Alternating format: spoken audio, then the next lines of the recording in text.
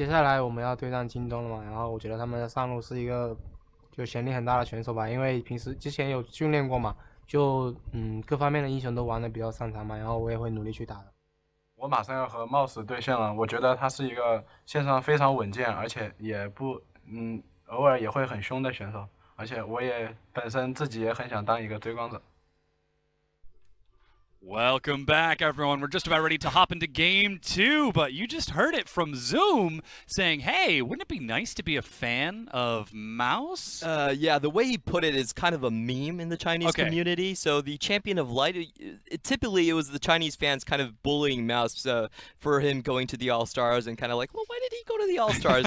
And after that, it kind of turned into, because he'd been doing so well recently, people have like taken that kind of bad name and flipped the meaning for it. So there's a little smirk there because I'm not exactly sure which side of the meme Zoom is actually referring to. I mean, the smile that we saw at the end of that tape seemed to imply which side of the fence he's on. Yeah. And plus, we saw how aggressive he was on that Yorick game. So, hey, maybe game 2 can give us a little bit more insight after actually checking to see how he plays. But let's actually get into this matchup. So the pick and ban was actually pretty fascinating for game number 1. You talked a lot about banning away the Lee Sin, banning away the Jarvan, and then, RW, knowing that their jungle was being pressured, pivoted towards a Sejuani instead. Well, now they have a 1-game lead and side selection coming into this matchup. Do you think that they just sit back and try to wait for Jingdong to make mistakes again, or are they going to take a more proactive role here in game 2? As the winner of the first game, I think you go with what has worked, and I feel like you throw the ban pick pressure over to Jingdong. The big problem from Jingdong right there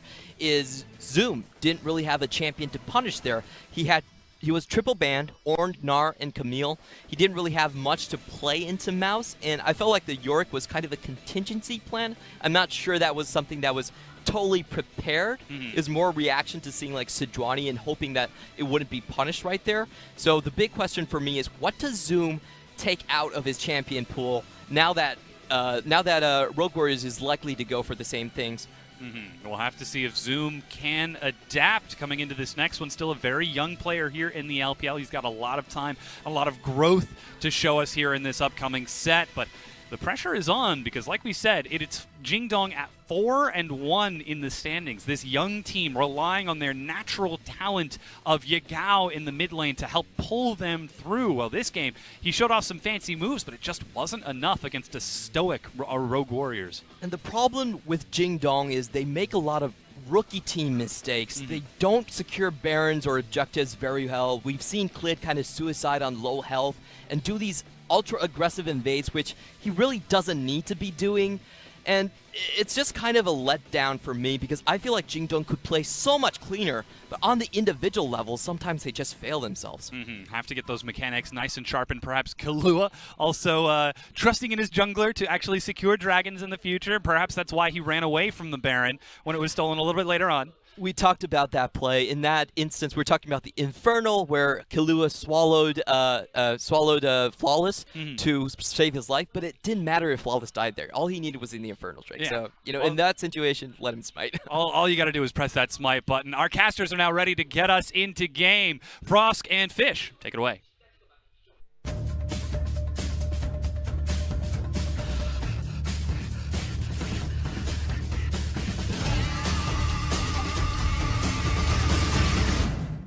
Thank you very much, Dom. We're about to get into game number 2. And Indiana, going into this next match, what do you want to see changed? So I want to see some of the draft changed up. I like the fact that JD went to target out Flawless by banning the Lee Sin, by banning the Jarvan, but the ban that I actually really disagreed with was the Kog'Maw. And I understand we're seeing a lot of high priority Kog'Maw. We saw it the other day in the LPL. We see it a lot in the LCK. It's SMLZ, but Mao plays Bard, and Mao plays Bard specifically into Kog'Maw. It's a long-time counter that the LPL likes to play. He did it twice into LGD this split, and it kind of works like this. Kog'Maw wants to sit, become stationary, and then Bard just whoop, Hail Mary into the backline, nails him with the ultimate, and denies a lot of Kog'Maw's damage, so he doesn't just get to sit and be that little Bastion turret. Now that said, that's then putting confidence on Mao and taking the fear away from SMLZ, because at some point, you just have to set the trap and then spring it, and have the confidence and the backup in your player that you can make this work, that you can be better than SMLZ. So they did try to ban our Flawless's champion pool a little bit with the Lee Sin, with the Jarvan ban taken away. However, looked alright still on the Sejuani, a new pick for him in that first match. See, I want them to ban away Mouse's Gangplank right here. Don't do Kog'Maw. No! Instead they go for Orianna Froskerin. It was so close. They decide, you know what? We couldn't keep Doinby down by keeping him on our team, so we're going to ban out his champion he played last game Man, instead. this always feels bad. Anytime a team has to ban Orianna, I just feel bad. Okay, here we go. Genius plan. It's not Gangplank, but they it decided works. to take the Kog'Maw instead for Loken. No. He had an impressive game on Kog'Maw against RNG last week. That said, I still feel that Loken hasn't proven himself to me yet that he is that primary hyper carry. I feel like he looks better because JD themselves all look better with this pretty efficient reboot because they are sitting very top end of the standings. Hopefully, Loken proves me wrong here. He's got the Kog'Maw, he's going to get the resources. Anytime you see that champion come out, you know it's going to be followed by a Taric, a Tahm Kench, a Jarvan. Champions like this, a possible Galio, they're going to give him everything. And the only team that sits above Jindong Gaming at the moment is IG, who have the head-to-head record but the same score. Rogue Warriors, with a win in this series, could propel themselves to guaranteed second place before heading into cross-conference. They'll be 4-2, so will JDG, and they'll have the head-to-head. We already see the first two champions being picked up here by Rogue Warriors. Going to be Caitlyn and Sejuani once again picked up for Flawless. So this time around, Rogue Warriors are putting their stake on the fast push composition. They've got the Caitlyn picked up. Personally, I'm a fan of picking up the priority Janna before you grab the Caitlyn. I feel like you can play fast push not just with Caitlyn, but you can also do it with the Varus, with the Tristana champions like this. And Janna makes that a little bit easier to do, as well as her primary disengage to dissuade any team to try to find hard flanks. But a lot of teams seem to disagree, and they always want that Caitlyn priority. However, we are going to see the Gnar being picked up for Zoom on the top side of the map, not being banned out during the second ban phase. And Kha'Zix locked in for Clid. This is the champion that was talked about on the desk. This is Clid's undefeated champion. Yes, it is his second most played champion as well. And while I do agree that Clid is going to be a big factor, it's more so can Clid control himself. This is not Clid versus Flawless. This is Clid versus Clid and cleaning up some of that decision making. I do like the adjustment that JD have made to say, okay, Zoom, you got caught out. You got triple ban at you. This time around, you're only going to get one ban, and we're going to high prioritize someone like Gnar, which, however, leaves Mouse open for his Gangplank, and he gets it every single time. He just got man of the match. Please, for the love of God, someone ban Gangplank away from Mouse. And you can see Stake right there on your screen. Going up to Doinby, showing him which champion to lock in firstly, and then heading straight over to Mouse and be like, you've got this, come on. Played it in the first match, got man of the match. SMLZ's first ban out here is going to be Braum. Now, the reason why Braum is such a high priority ban, we saw it banned the other time as well, but by JD when they had the fast push strategy, is because how he denies tower sieging. Of course, if he walks in front of the tower, if he throws up the door, he can put a wrench and throw and slow down everyone's plans, which is why he's become such a high priority ban. Likewise, Caitlyn is still quite fragile in lane, and you want to dissuade any sort of hard engaged champions that get on her face. Alistar could also be a takeaway here, but it kind of depends on how scared they are of Mao being that engaged threat. Especially with Tahm Kench still available, because they could just grab the Kench, they could take any support they want and still have lane priority because it's Caitlyn. The first ban that came up from JDG, again, is going to be Karma. That's going to be to ban out towards Doinby, whereas Taric is the last ban that comes out from Rogue Warriors. Yeah, so instead of focusing on the lane power and making things safe for SMLZ there, they're focusing on the team fighting properties of JD by denying that type of support. Yes, Taric still does have strength in the lane phase, especially in 3v3 skirmishes due to his stun, but his big shining moment is when he is initiated or is able to initiate or allow people to initiate with the team with the invulnerability, which already seeing Kha'Zix and Gnar, it's pretty simple to see how that team comp goes. You press the Taric ultimate and Gnar and Kha'Zix just fly in there. Well, we have the Alistar ban coming out from Jindong Gaming as well. So that's taken off the table. Champion that has a targetable lockdown pretty much for little Kog'Maw in the back line.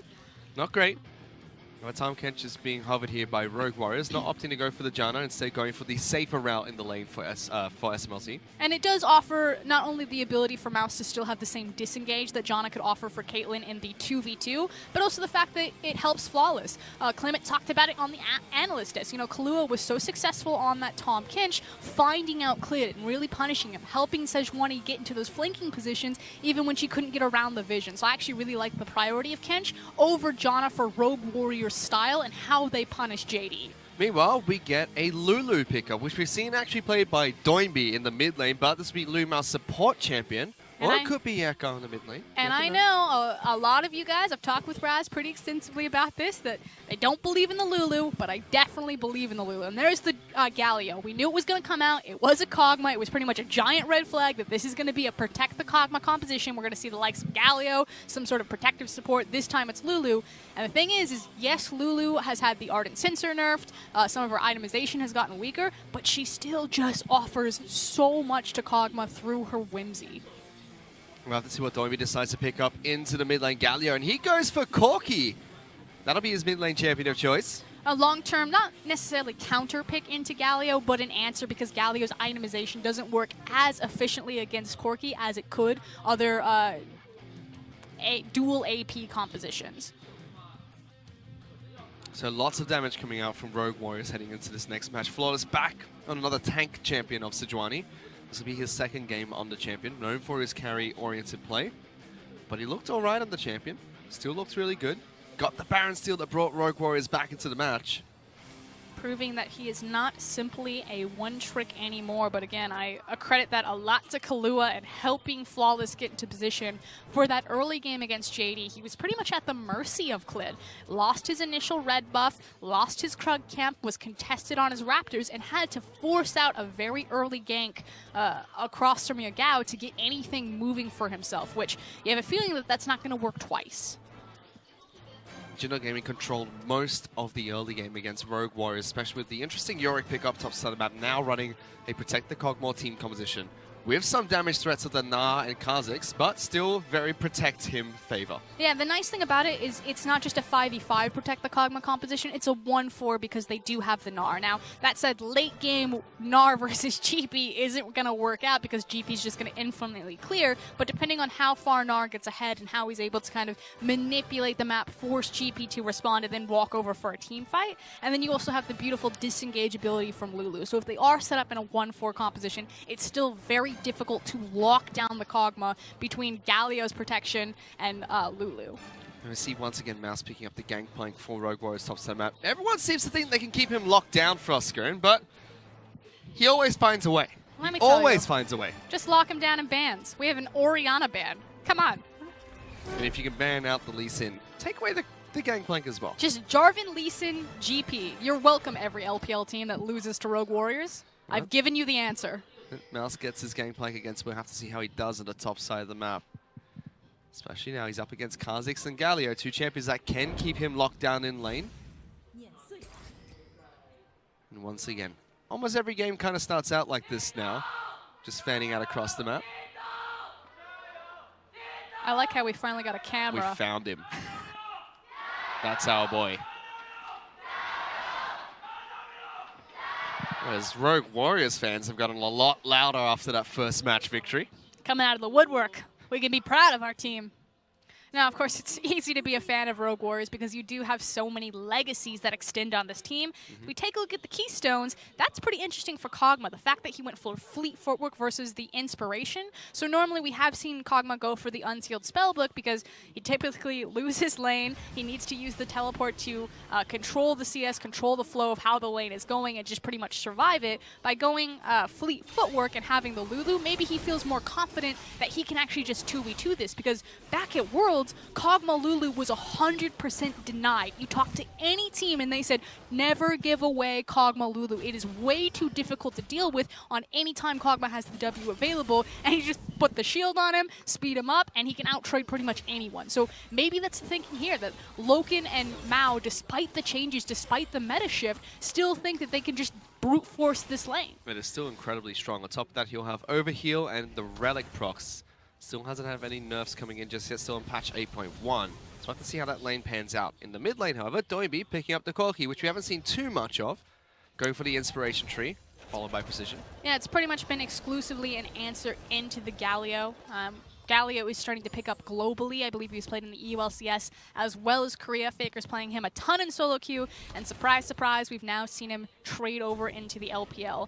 What I do find very greedy is that Corki did start the Cole, so he is very fragile, which means that if Yagao ever lands that taunt and Kha'Zix is around, Doinby will be punished for such greedy early itemization. We'll have to see how that one pans out for him in the mid lane. For now, though, Yakao is pushing quite heavily against the Corki. He picks up heal to kick this game off, but he will go back and probably swap that out for a teleport. Yeah, and speaking of the heal, I hadn't even looked at Doinby Summoner spells. It makes a lot more sense to pick up the Cole and be super greedy with itemization when he has something like Cleanse. So he's very aware how fragile he is. He's facing across from Minion Dematerializer picked up by Yakao. He does use the teleport to come back into lane, so already using one of those spell shards, but here they come, looking for the gank in the mid lane against Doinby. Just Valks away. And he's going to be perfectly fine. But he's going to be very used to this because, again, he's super soft and squishy. It just takes one flash taunt, at least forcing the summoner spells. They didn't trade any spells there, but this is just going to be another rinse. Wash, rinse, and repeat. We'll probably see him. We'll probably see him stay in lane for a little bit longer before swapping out his cleanse for a teleport, getting back into the mid lane. Bottom side of the map, SMLZ and Kahlua are pushing in. Pushing in, I should say, as mid lane again. They're just going aggressive. Yakao does get good damage, but Doinby doesn't really care. Yep, he's just potting up, wants to sit there. Like you said, his plan is pretty clear-cut. Wants to have the Cole, farm it up as much as possible, then he'll swap to his teleport. But right now, he just needs to be safe for the early lane phase. Yeah, Yakao's just being a nuisance. Bottom side of the map, which we were trying to talk about then, Loken as well as Luma are being pushed in by this Caitlyn Tahm-Kench combo. But it's really hard to deny Kog'Maw from a lane, or pretty much any ADC that has the fleet footwork because of the natural built-in sustain.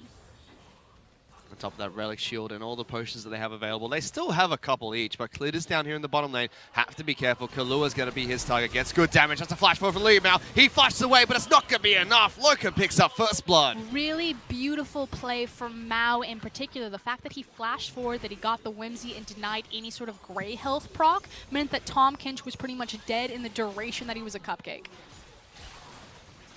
An early pickup will relieve some pressure from this lane, however. Thanks to the current meta, look who's back. It's almost as if he didn't leave. Kahlua just swaps out his remaining summoner spell for teleport. He gets back into the bottom lane. And of course, the key thing there is the fact that he's not losing any EXP. That was a pretty massive wave that was going to be crashing on the tower, and he, I think, only missed a single creep. So it pretty much minimizes the mistake that was made. You still lost both your summoner spells. You still are a viable target because you don't have the flash, but at least you're not also then down in EXP and that much squishier. Doinby as well is going to return into mid lane. He has not opted to trade out his cleanse for a teleport. Understands that he could still be ganked by Clid. But both mid laners picking up the unsealed spellbook as well. One thing that's not really touched on about that keystone is the fact that it gives you 25% cooldown reduction on summoner spells. Yeah, and that was one of the big things when Unsealed Spellbook came back into the meta and was unleashing champions like Malzahar and Veigar. It was the fact that you had Ghost available that much more frequently. Same thing with Vladimir. And so it made what was normally a very tough lane phase, which is why these champions were forced out of the meta, viable and possible again. Top of that, you can dip into the Cosmic Insight to get another 5%, and then Ionian Boots if you really want for another 10%. You're just flying around at like 148 for Ghost. Oh, it feels so much fun. 3-minute flash. It feels so much fun to use it on Annie. You just always have it up. Always flash Tibbers everywhere. But in this match, no Annie, unfortunately. Not in the current meta. And it's still just going to be a heavy farm fest between the two teams. Haven't seen too much action. The only side we've seen the kills on have been in the bottom lane. A lot of pressure being pushed in by Na on the top side of the map for Zoom. And actually the fact that we haven't seen a lot of action is credit to Doinby. Yes, there was that initial gank that tried to force the summoner spell out of him, but since then he's played it very cautiously. He's allowing himself to get pushed in, and yeah, he's against Minion Dematerializer and Galio, but he just kind of safely stands back. You can see all of the vision that Clid and Yagao have expended to put on the top side of Flawless's jungle, and it's because they're looking for little opportunities like this. If Doinby just steps just outside, he will be punished. Both mid laners happy to trade back and forth, though. You can see in the bottom lane, Loken having a much easier time now against the Caitlyn Tahm-Kench combo. Lulu Kog'Maw is still ridiculously strong and very hard to deal with, especially when you do have the sustain from the Keystone as well as the shield to deal with. So I actually really like it. We'll see if this kind of becomes the new answer that teams take when they do see this Caitlyn strategy come out that Team WE really popularized. Clid is still in this bottom lane, so SMLZ as well as Kahlua have to be careful with the way they push in here. Flawless is right behind, so they could be setting a trap themselves. I like the fact that, like you said, Flawless is setting the trap or just kind of allowing safety net for his bot lane to be pushed that far forward. They see that Clid has swept out the tri-brush, so it's pretty easy just to make the adjustment. Kahlua just needs to step back a little bit. I think he's being maybe a bit too aggressive. The thing is as the Tahm Kench, the support in this lane, you don't really need to poke. You've got the Caitlyn. You just need to make sure that she doesn't die. I know that a lot of teams are still looking for the Tahm Kench, but if Tahm Kench starts to disappear and this fast push composition continues to thrive in the LPL, I think we could actually see Thresh come back. Thresh does a brilliant job, you know, creating distance with the Lantern and allowing Caitlyn to still be disengaged. But see, that's what Kluwa wants. He wants those greedy little tongue lashes. But if the enemy jungler is there, if they didn't have the vision set up, then he's not in position to actually save anyone. Again, that's where all the focus has been. Topside map though, Zoom going aggressive against Mouse. He needs an orange at his K for now. Zoom just getting a good trade as he goes into Mega Gnar.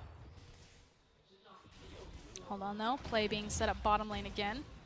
Our observers really want to see the dive, but it is not going to happen. Not happening. There are stopwatches available for GP and there's no stopwatch available for Zoom. So sorry to burst your bubble, observer, but Mouse is feeling pretty confident there. He certainly is.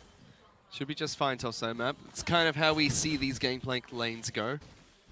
However, Rogue Warriors are looking to try and push in for that bottom lane out of turret. Yeah, they're also bringing Doinby. He had control of the minion wave because Yagao made his back, has the package available.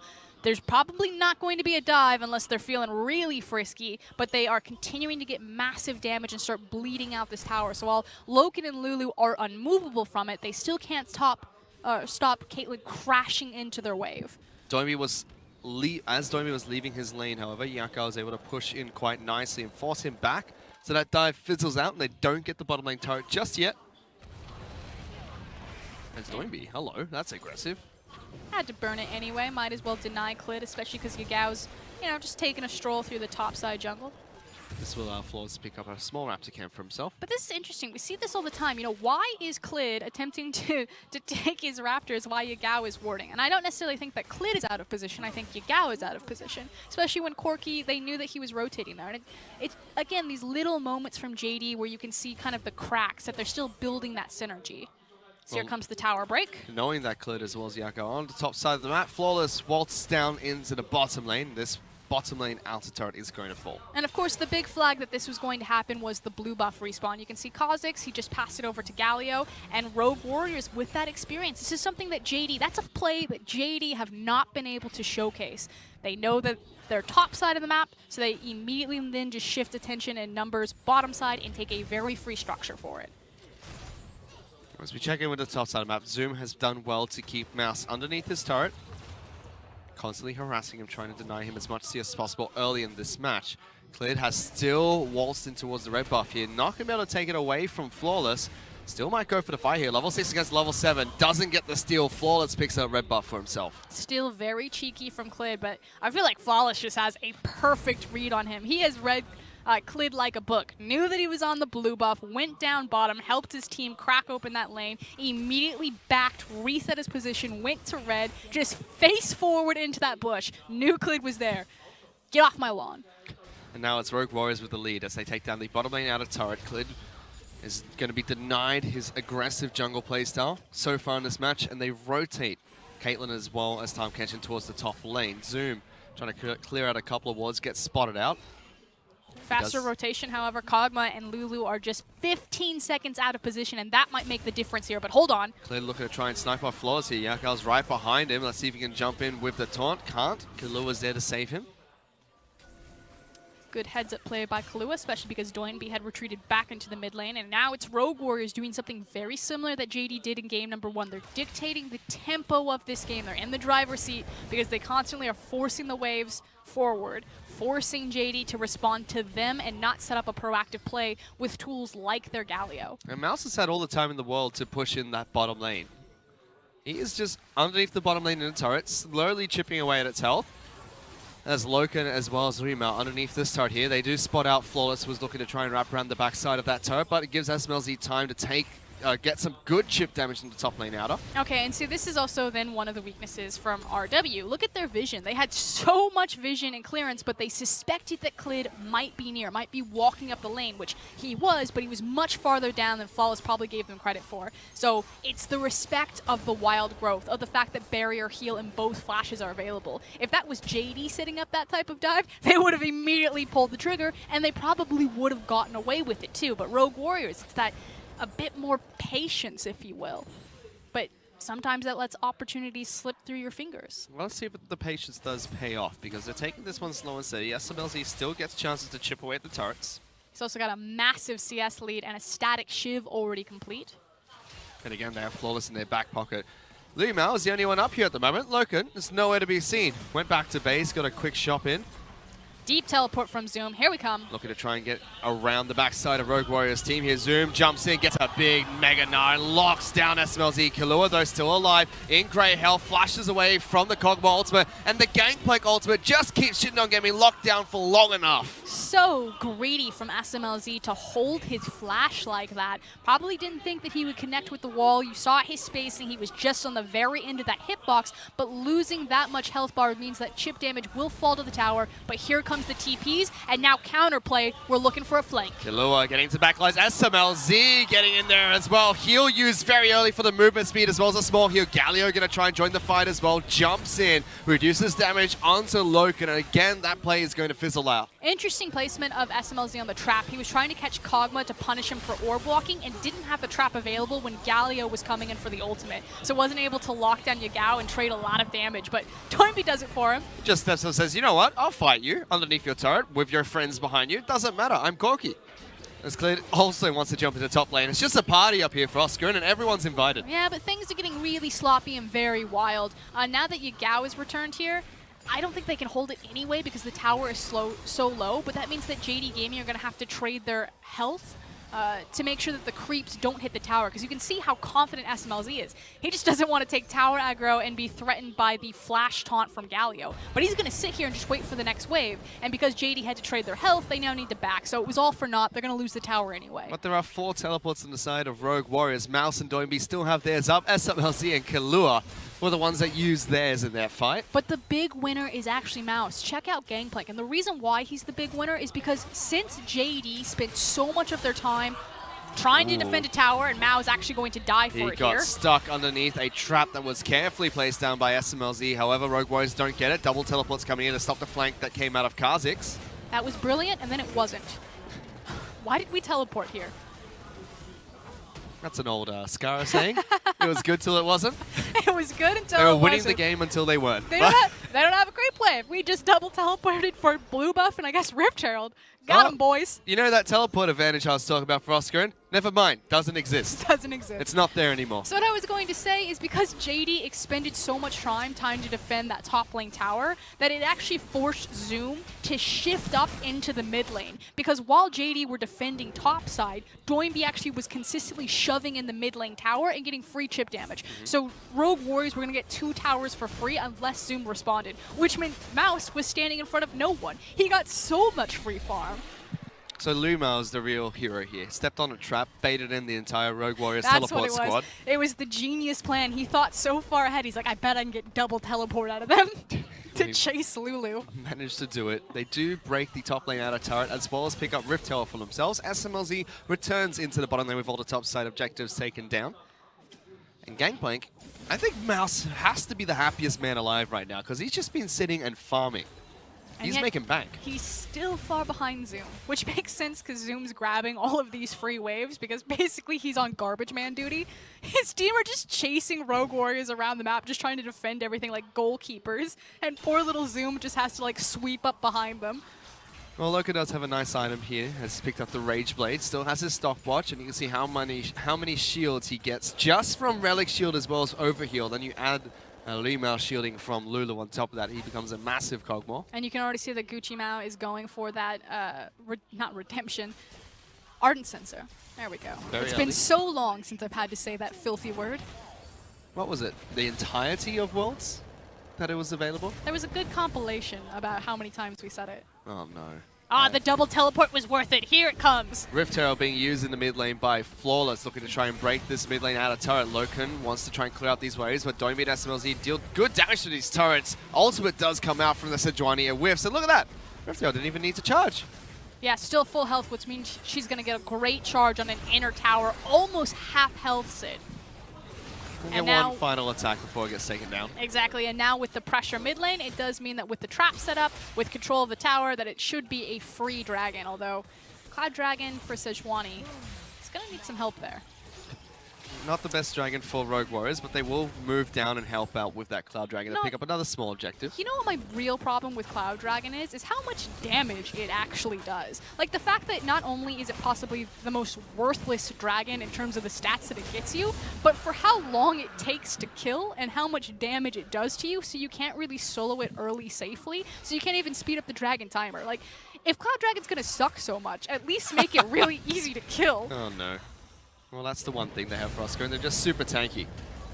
But they still pick it up. Rogue Warriors take small advantages, and it's acquired them a nice 3,000 gold lead. This time the Kleptomancy's on their side, and it's not as inflated, with Mouse being the one who has been sitting in a lane and farming so far. But SMLZ, hello, that's a wild Kha'Zix. He pops his stopwatch. Here comes Weemao to back him up, and they get that kill onto SMLZ. So this is actually a great example of why I really love Kha'Zix from blue side, and it's because of how potent and dangerous he is in enemy red side jungle. Look at the triangle vision setup. The bushes are spaced just perfectly enough that Kha'Zix never breaks stealth as he comes around them. So if you don't have control vision in there, you're never gonna see him coming.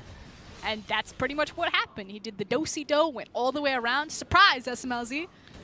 Killua was not able to save a good crowd control being used by Weemao. Stopped Killua from eating him up. Was able to deny SMLZ from kept alive. However, teleport's coming into this mid lane. Look who it is. It's not the top lane. It's not the mid laner. It's going to be the AD carry again. I'm still not used to seeing this. Hold on, though. Don't be again. Repeat from his first package. Just tries to jump on top of Clid. Not going to happen. Yeah, might as well find the aggression when you can. Key thing, though, is that Sejuani and Kha'Zix are both very close to level 11. Hold on, though. They try to collapse onto Zoom. Killua as well as SMLZ getting damaged. Trap's being placed down very early. Killua does not get the tongue lash, so can't slow him down. The real threat there was the fact that Sejuani and Corki were on the red buff. So Killua and SMLZ were just the appetizer, if you will.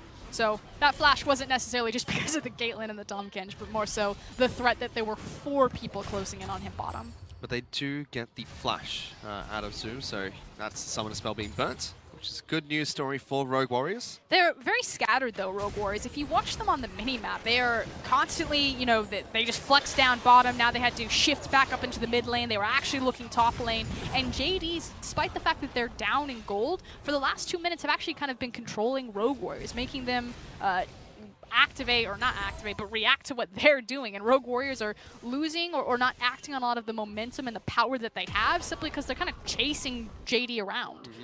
They do have a 2,000 gold lead to work with, but they have already picked up 3 turrets in this match. If JD pick up any form of a team fight, they could swing this one back around in their favor quite quickly.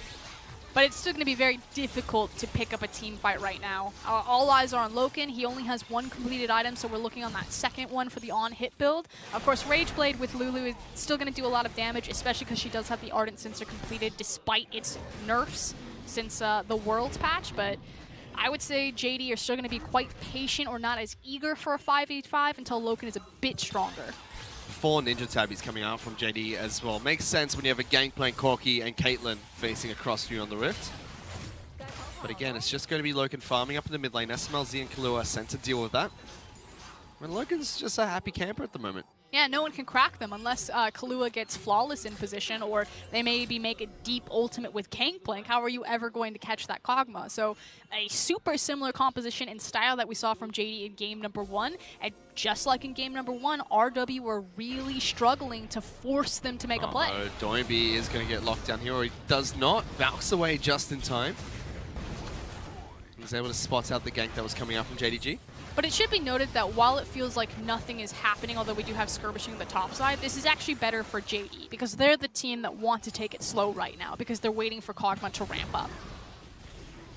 Putting this pressure onto Doinby means this top lane turret could fall. Yakal threatening with the taunt, but Flawless jumps in, throws out the ultimate, doesn't lock anyone down, and the Gangplank ultimate is going to whiff as well, but they're still committing for this. JDG pins it in. Here comes Mouse, setting up his barrels, gets good damage on the Clid. He should be the first one to fall in this fight. Jumps back in, looks to execute Doinby, but good kill picked up by the Rogue Warriors mid laner. Leaves to 2 for Rogue Warriors. And finally, things might crack open. The jungler is dead. Maybe they look towards the Baron. Doinby responding or backing to not only heal himself, himself, but also so he can respond. Here comes the teleport. He swapped his spells. It's going to be a 3-on-5 fight if Rogue Warriors take this one. Trap line has been set up by SMLZ. Kahlua takes a lot of damage. Zoom goes Mega looking to jump in, but only throws back Kahlua. That's not the man he was looking for, and Rogue Warriors pick off a fight. SMLZ with good damage. Loken's trying to kite this one out, but it's already 2 being picked up. Lu Mao as well as Loken split up during that fight, and Rogue Warriors get a couple of kills.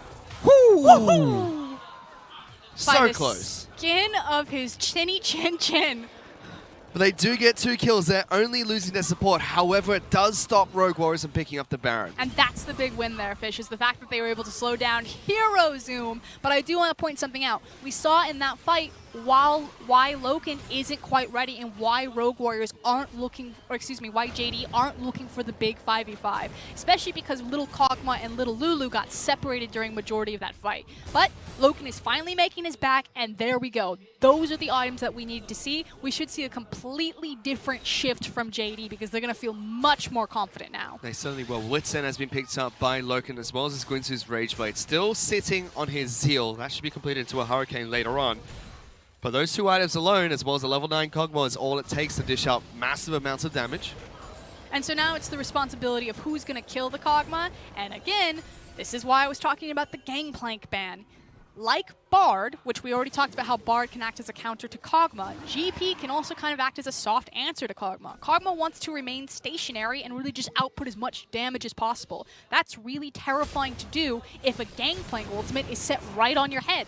And this GP has had all of the time in the world to farm. He's almost level 16, sitting level 15, will soon have 3 points in that ultimate. So I feel like Mouse, now is your time to shine because you can make his life a living hell. They go for a team fight though, and Click gets obliterated to kick things off, and Doiby delivers the package in the backlines. Loken and Zoom flash after him. They take him down. Jindal Gaming still very low. Loken still looking for this fight. SMLZ with the double. Loken's been split up again. He can't fight against Kahlua on his own. Zoom can go Mega Shotty, but they eat the Kog'Maw, and they will be able to take him down. Another kill picked up, but poor SMLZ, can he get away in time? The Kog'Maw pass comes in, but no! Zoom throws the boomerang, gets a return kill for Jindal Gaming, but he's the only one left alive. And it's best case scenario because it means that the AD carry isn't alive, so they can't immediately turn to the Baron. Now, that said, they are hovering around it. I believe it's just to clear the vision. So even though it was a clearly lost team fight for JD, Hero Zoom again. He got the Gnar ultimate in the first one to deny the first Baron, and by sniping SMLZ, he denies the second Baron. Still big team fight for Rogue Warriors. They snipe off the Kazakhs. Don't be a little bit too aggressive, but we can take a look at that again. And like I said, the Gangplank ultimate is a massive problem for Kog'Maw. He doesn't just want to sit into it, so he's standing on the very edge waiting for the shield. And that means that he can only reach certain targets while Rogue Warriors move to the other side of the fight. Then from this point, they've split through the front line. They've done all of the damage. And I don't even know how Loken manages to get gobbled up by Tahm Kench. That should never happen. But it does, and Mouse even cleans up the kill himself. On top of that, we also had Lu Mao separated from Loken again during that team fight. He fell very early from the flank that came out from Doinby. Which then also makes it that much harder for Kog'Maw to be brave and to step forward because he doesn't have the utility or the protection or the Ardent Censer from Lulu. And he's got both his summoner spells down as well. Rogue Warriors pick up a 4,000 gold lead heading into this second match. 26 minutes into the game. And lots of focus being put on the top side of the map. Mouse's teleport will come back online shortly. Everyone else in Rogue Warriors has swapped out to combat summoner spells as well. And the big problem right now is that JD's composition are pretty much behind, if not kind of even to itemization, just because of where people spike, particularly where the Kog'Maw spikes versus the Caitlyn, although now that's completely been neutralized. But it's the fact that they don't have a lot of damage on their composition. You know, this isn't the full... you know, straight damage Galio just yet, despite the fact that he does have a good medium of that. Kazakhs didn't get ahead, so he's just sitting on the Duskblade and Red Spike, and that's about it. On the flip side, you see the 3-item pickup for Doinby and SMLZ with his completed Infinity Edge double Zeal item as well as a Last Whisper. JDG tried to pick him off, but Kalua's there to save him. And Gangplank ultimate already used just to create a zoning field, but they do successfully force Rogue Warriors back out. long as they just walk their dog, they'll be able to do what they want. But if Loken Hello? ever falls, if he's ever out of position, What is this? Flawless and Doimi just decided, you know what? We're going to duo Baron while the rest of the opposition pushes down mid lane. that is 4 zombie wards and 3 control wards, and they're finally spotted out. Oh, it's been spotted out, but here comes Kula. They're looking to try and burst him up down. They get it. Picked up by Doimbi. Cleared a little bit too slow to the punch. And now Rogue Warriors are looking for the retreat. They execute the sneaky Baron. It never fails for Oscar. Again, JD, take notes. That is how you make a Baron call. And that has been the difference this entire series. When a team and how a team does Baron. Corki and Sejuani duo the Baron. Killua jumps in for the save at the end of the day as well. And now Rogue Warriors can start to open up the map for themselves. But that's the thing. We were talking about how JD's composition doesn't have nearly the same damage threats on multiple players as Rogue Warriors' composition does. That Caitlyn, Corki, and Gangplank are all huge. And with a massive tank like Sejuani, that was going to be available in many different combinations. Actually frightening to watch, and Rogue Warriors continue pushing down these turrets. Caitlyn has bridged that mid game that she is weak at into a strong late game, which is sitting on 6 items at the moment. If you include the Relic Shield, which has been upgraded. That's the cherry on top, the breaking point. Give her that nice big shield. But no, has completed her last missile, fully upgraded it to reduce the healing that comes out from Jindal Gaming, which is quite crucial when you're up against a Kog'Maw. But JDG are trying to hold on to this turret. It's fairly low. A couple more auto attacks will take it down. Doibi steps up to do just that. Only one outer turret is left standing. That's on the top side of the map. It's still relatively difficult, however, for Rogue Warriors to actually get into that back line. They don't have any dive threats. This is actually a front-to-back composition from both teams. They just want to stand in front of their 80 carry and then just force the lawnmower through. However, flash for flash as Flawless gets caught out. Zoom tried to flash him with the ultimate, but met by Flawless jumping out of the pit. And Doimbi's been the one that's on the delivery duty top side of the map. Glid still trying to hunt down Flawless there, but it's SMLZ that's in trouble. He just throws a couple of auto attacks in. Ace in the hole, not going to work, but still that's scary to watch. Confidence of SMLZ, especially on a fed Caitlyn. They're forcing a fight. Doimi's got the package. He wants to deliver it to the back lines. Instead, he goes the complete opposite direction and, you know, makes it a little bit anticlimactic, but still, Rogue Warriors are going to continue pushing in. That was way too ambitious there from Doimbi. Galio would have his taunt available. If he went into that team fight, he'd just pretty much instantly die because he'd be grabbed by the CC. So I don't mind him actually taking an ejection from that. But it still gives him enough damage to push a couple of members back to base, and Rogue Warriors Blinky break teleport. the base. Look at Zoom. Looking to try and get behind. They'll spot this out when it's completed by the ward. So Zoom at half rage, looking to try and go mega. Will have the Nara ultimate available. Galio trying to jump in, but he just takes so much damage. Yako with a triple taunt, triple knock-up. Gonna look to start this fight. Loken is allowed to deal free damage. Doimbi taking a lot. He gets a big shield, but he's in so much trouble. Glid trying to find the executes in the back line. SMLZ gets saved by Killua for now, but again, it's another team fight that has to be reset. And it's who can get through the front line first. And so far, it is Loken that is winning this and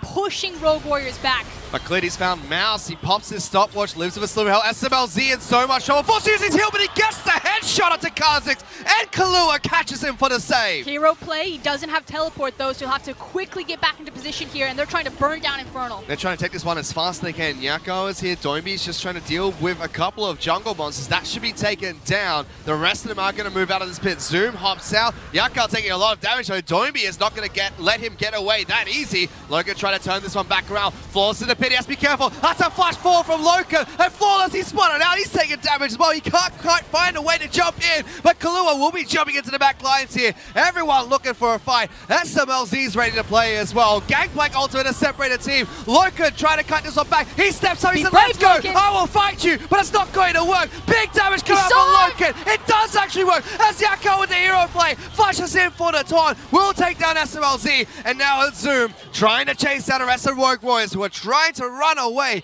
JDG step up and they win a team fight. For all the times that Doimbi has carried for Loken, for all of the times that he has turned and said, it's okay, I've got this, Loken finally plants his feet. Today, he proves me wrong. He went from secondary to main character, and he deserves the priority Kog'Maw pick. Look at this. This guy, Gangplank ultimate comes down. There's no way you're getting around that. You need to be brave. He turns it on at the right moment. Gets so much damage in at the last moment. Yako flashing in to get the taunt, denying Killua for the save, denying SMLZ and finding a way out. And Loken with the big play brings the score back 7-8, but it's still a 5,500 gold lead for Rogue Warriors. And picking up that much, this is now a 5-1-1 Kog'Maw.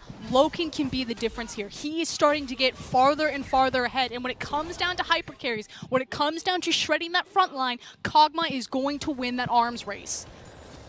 They just have to find a way to lock him down, but it's so difficult with the QSS, with the summoners, with the protection that he has from Lee Mao as well as Yakgar in this game.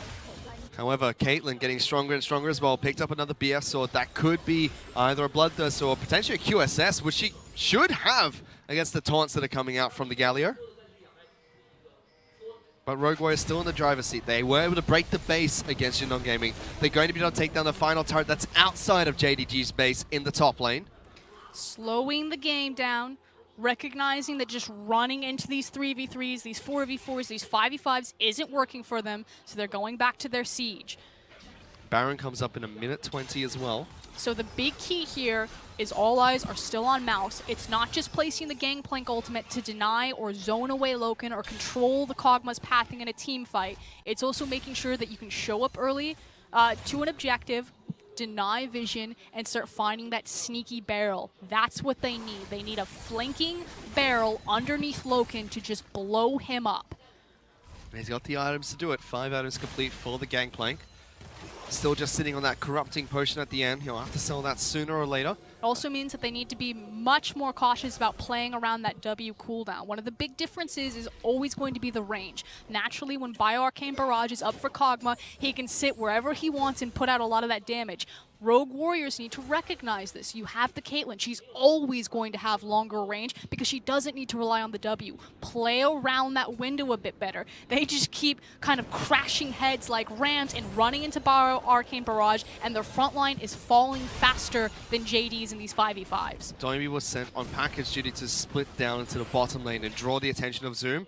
Whereas the rest of JDG are going to use this time to clear out a couple of wards and place down some of their own in the Baron pit. And again, it's so important, not just because obviously you want wards on Baron, but you need to make sure that Gangplank doesn't get in here first. Oh no, Doimbi's been spotted out here, so they know exactly what he's trying to do, but the rest of Rogue Warriors try to push through mid lane. This Galio has a Rabadon's Death Cap and a Liandry's Torment, so he's a scary front line at the moment. Yeah, finally we have multiple damage threats as the itemization has come online. And like you said, Yagao is a scary damage threat. He's also a terrifying Galio. He's probably the best Galio player that we have in the league right now in terms of just how flawless and seamless he is on the mechanics of the champion. Final bits of items being picked up by Rogue Warriors. We'll see the Hex Drinker coming out for Doimbi, probably going to the more Malmodius later on. Works well against Kog'Maw as well as Galio, but a Bloodthirst to pick up for SMLZ, so he doesn't have Cleanse, doesn't have a way to get out of this crowd control.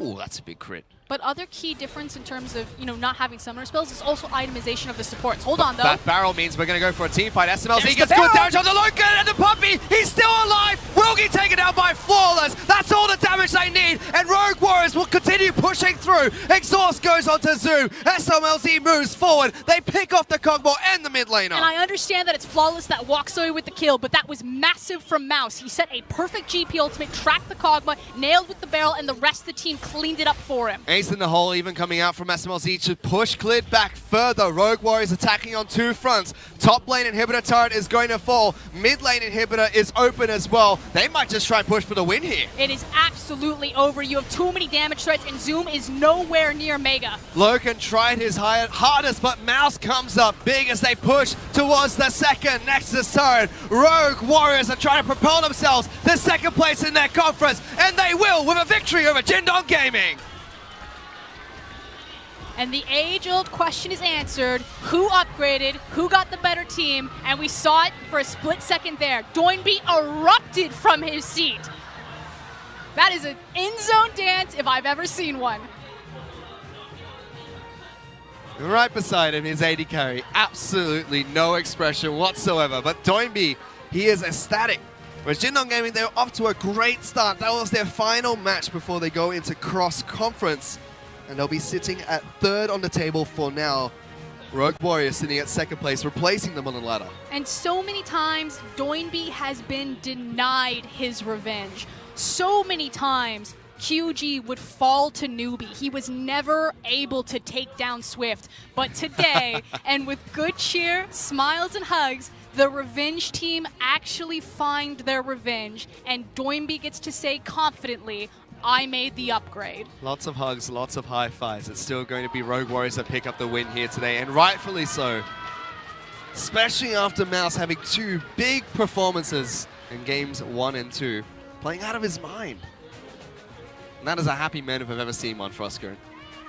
Still a lot of holes to fix. I agree. Mouse, you're a phenomenal Gangplank player, but how many LPL teams are going to consistently make this mistake and give you the Gangplank?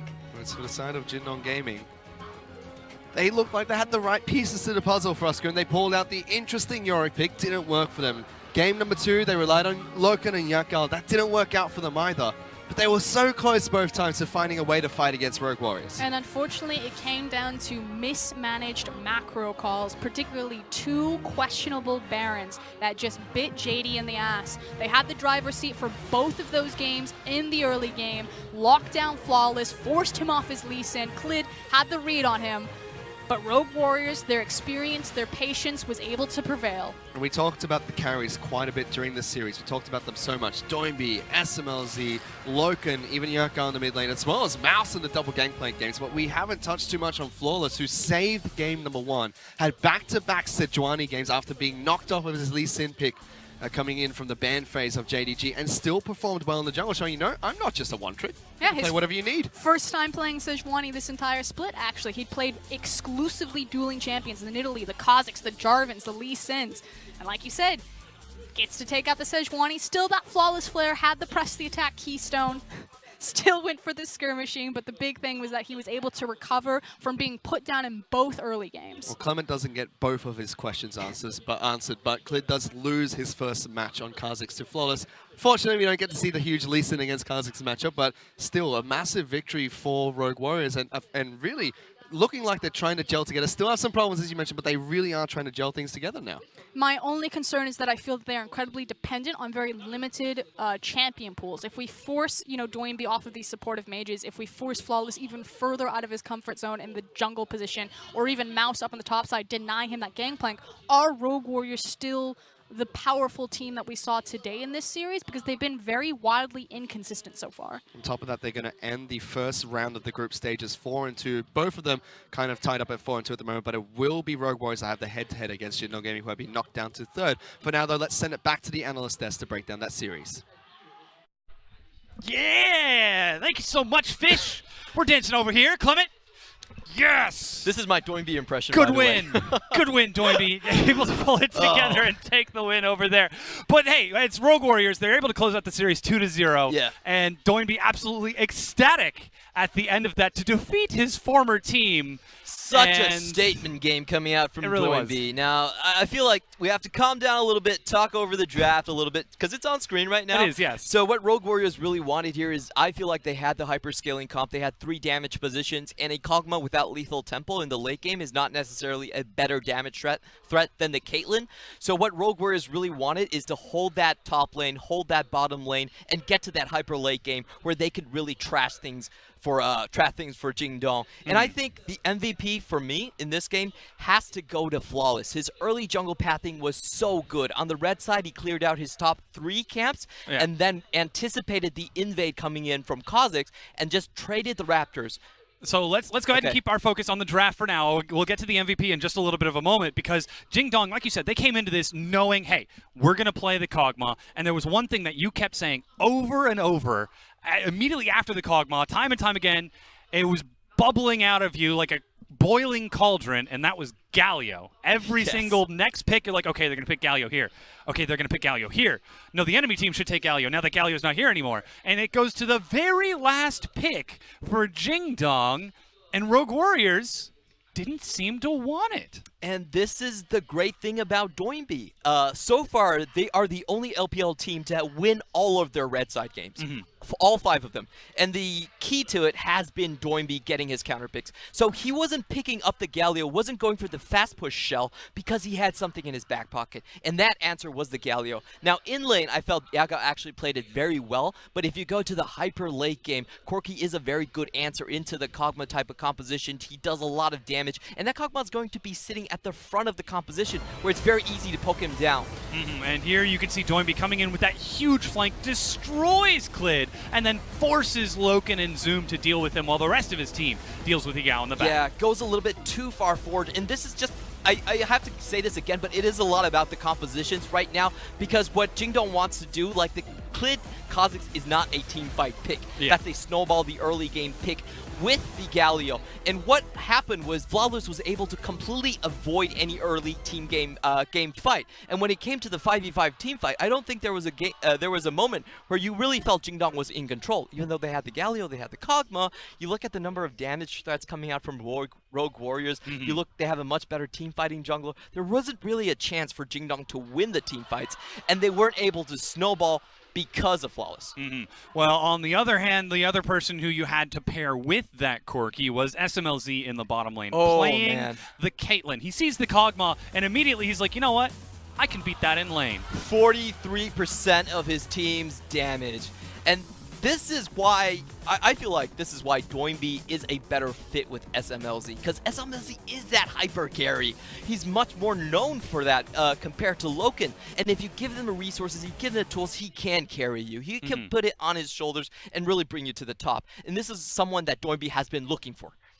Of course, that being said, we did get to see some excellent play from Loken as well. We have to commend the fact that he finally seemed to have stepped up. He found his fire and single-handedly almost tried to turn several of these team fights. It was so close, but in the end, it was that fire that burned him in that last fight. I did wonder, like, what his KDA is looking like right now. He did die a couple of times, and Doinby really was looking out for him. We can see that bot lane just going in there with the package. You know, he wanted Loken dead. Yeah, there was a really big hug from the two at the end as they shook hands as well. We've actually got to take a quick break, but ladies and gentlemen, please do not go anywhere, because we have got an interview with the man, the myth, the legend himself, Doinby, coming onto our stream to share a few words. Don't go anywhere.